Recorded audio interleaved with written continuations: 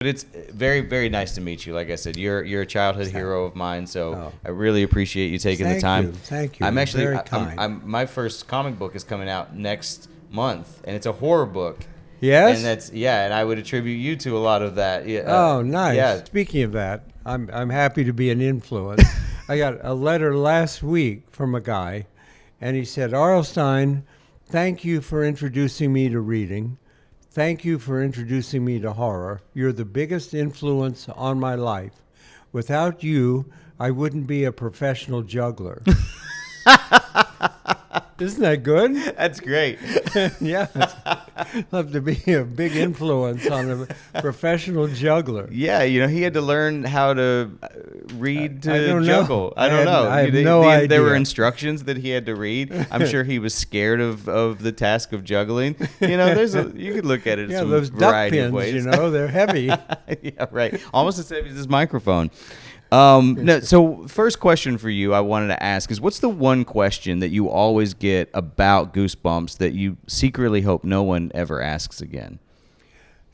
No, I get my most asked question, of course, is what every author gets. Mm-hmm. Where do you get your ideas? Okay. I hate that question. Yeah. I don't think there's a good answer. Here's 2/3 of my mail from kids. Dear R.L. Stine, I'm writing to you because our teacher is forcing us to. Where do you get your ideas? That's amazing. Letter after a letter. Well, my answer would probably be trauma. So trauma? Yeah. Yeah, I don't Yeah. know. I don't have I don't know. I have no answer. I always want to say, where do you get your ideas? Because we all get ideas, Yeah. but why do you have to know where they come from? I also think that the secret behind writing is not so much the idea, because like you said, everybody has ideas. It's probably more the follow through, right? It's actually trying to put pen to paper and flesh those out. Yeah. Yeah. No, that's right. That's right. So but everyone asks that question. Yeah, exactly. So let's talk about Pumpkinhead real quick. The story originally came from The Haunting Hour. I want to know, what was it about this story that made you want to see it reimagined into a full-length movie?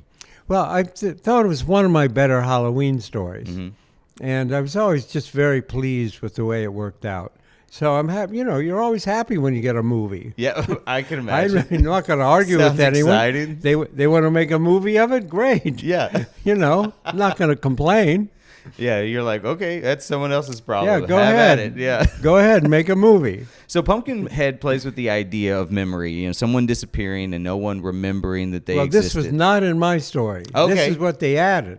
See, they made the story much scarier. Oh, okay. In my story, the guy is trapping kids and keeping them in pumpkins, bringing them up, and the kids are trapped. That's it. There's no monster in the story. They added the monster running around, and they added the whole idea of parents forgetting their kids, which is terrifying. What a terrifying idea. That's a pretty terrifying parents thought. Forgetting their kids. But they added all that. I was going to ask where you came up with that idea, but no, it wasn't my idea.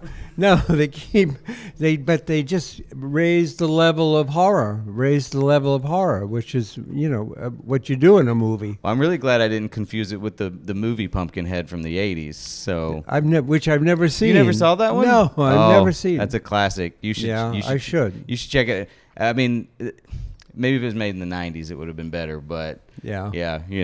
Now, if you could expand, a full Haunting Hour universe on Tubi, what other short stories of yours would you personally love to see adapted? It's okay to say all of them. Well, yeah, I wouldn't mind. I'm trying to remember. I haven't looked at that book for quite a while. Yeah.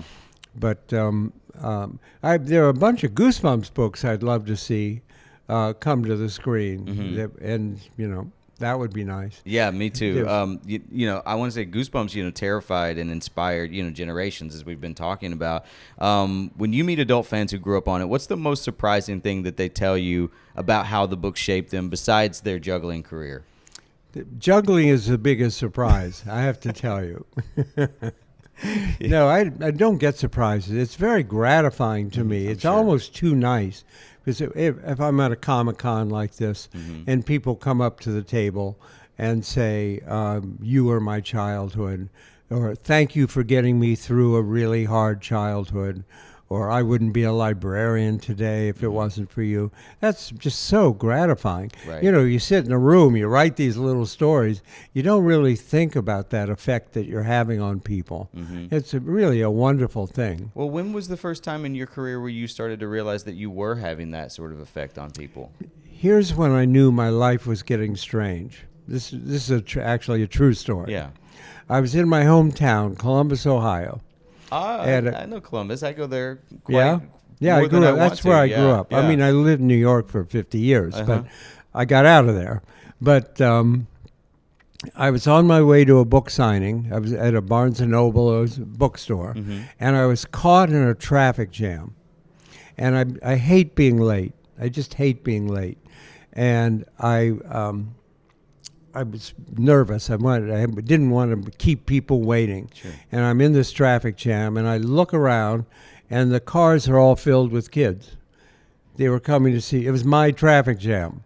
What? I caused it. Well, you caused the traffic jam? Yeah. Wow. Right. That's so a flex. That's when I knew my life was changing. That's amazing. Were did they recognize you in the car in the traffic jam with them? I don't remember. I don't know. I don't know. Didn't know if you just had a bunch of little kids waving at you. It was a great moment, though. You know, I thought, what an amazing thing. Now, you've written hundreds of stories. Do you think the Goosebumps books were scarier to kids because they were sort of written with a wink, or because kids, sensed that you weren't talking down to them? I think the major appeal of the Goosebumps books is not really the scares. I think it's the twists. So much of children's literature is so linear. It just goes in a straight line. You can predict what's going to happen.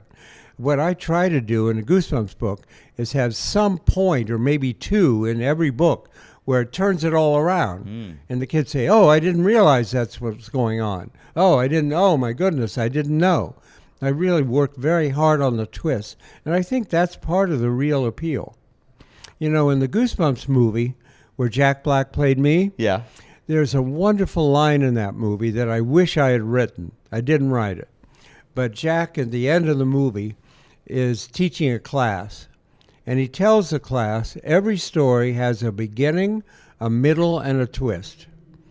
It's like the perfect line. That's great. Perfect. I wish I'd written that line. Well, technically, since he's playing you, and he's, No, somebody wrote that line. It was really good. All right.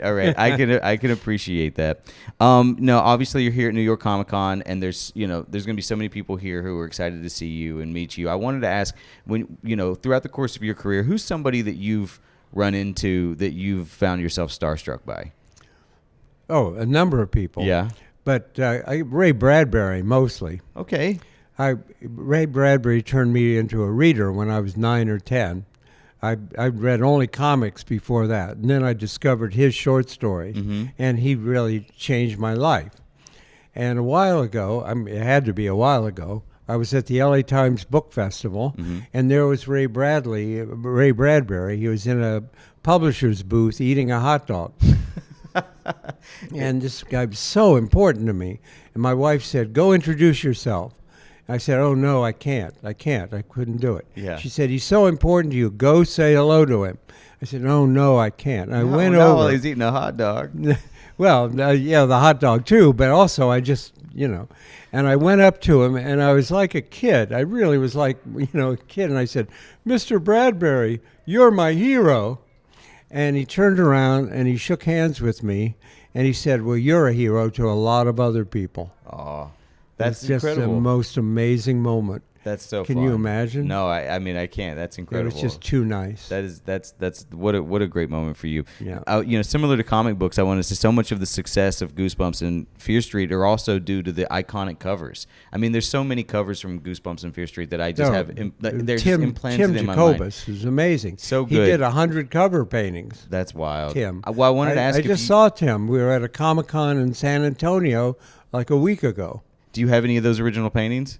He never gave. He doesn't have them either. The publisher kept them. He Really? doesn't have them. Oh. No, he only has copies. That's crazy. Yeah. Do you have a personal favorite of those covers? Well, I love a whole bunch of them. There's a cover, a really fierce, bold, scary cover called "The Barking Ghost." It with this really evil-looking dog on it. That's one of my favorite of his covers. It's a terrible book. The book's awful, but the cover's just great. I don't believe the book was awful. No, listen, they can't all be great, you know? That's fair enough. Sir, thank you so much for your time. Like I said, you're an absolute legend to me, and I really appreciate you taking the time to Thank you. sit I really with me. enjoyed Thank you so much talking with you. Thank you, sir. This is great, man.